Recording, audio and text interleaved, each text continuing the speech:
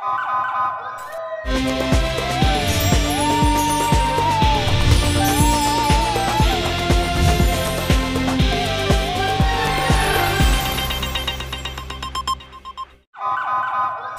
पहले नजर डालते हैं अब तक की बुलेटिन की। Director general Punjab food authority Shoaib Jadaun की हिदायत पर फूड सेफ्टी टीमों की मुज़र सेहत ग़ज़ाई अशिया का मकरू धंधा करने वालों के खिलाफ हाफिजाबाद में कार्रवाइयाँ जारी। टीमों ने कार्रवाई करते हुए चनियोट रोड पिंडी भटिया पर वाक़ मिल्क शॉप को गुज़श्ता दिए गए नोटिस की अदम तामील, ज़ाती हफ्ज़ाने सेहत के उसूलों के पासदारी न करने, अमले के गंदे कपड़े और नाखून होने, दूध वाले चिलर की सफाई का रिकॉर्ड अदम पाए जाने,